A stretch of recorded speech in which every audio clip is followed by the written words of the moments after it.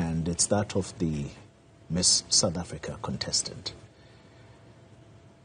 What is there any update, perhaps, is the best way to prompt this question. Is there any update as to her status in the country? She was born in South Africa.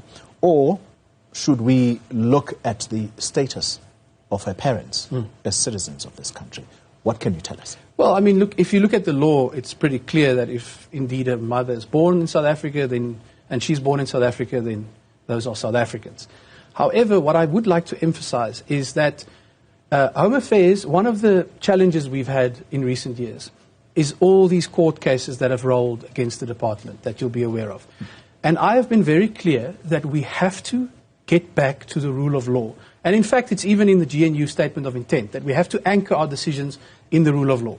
So the one thing we will not do is when there's an uproar about a particular individual, but there's no actual matter before Home Affairs, we cannot go and violate the Protection of Personal Information Act. Because if someone comes to me and makes an allegation against you without any evidence, and suddenly a lot of people repeat that allegation, it would be a violation of your rights in terms of the Poppy Act for me to then go and say, but here's his papers, here's his nationality. So that's the one side. So I think it's been clear from Home Affairs that we are not going to be dragged into innuendos, rumors, and quite vicious episodes that we see on social media.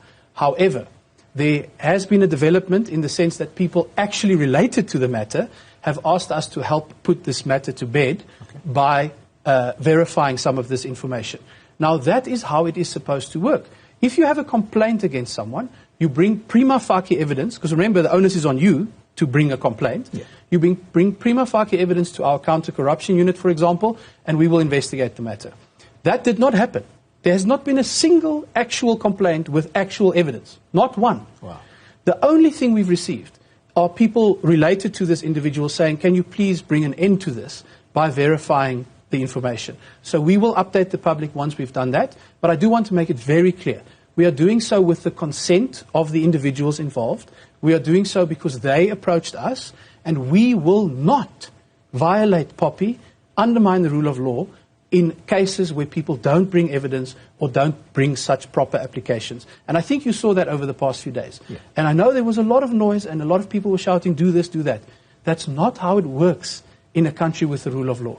We have a democratically elected government that's supposed to abide by the Constitution and all the laws, including the Poppy Act.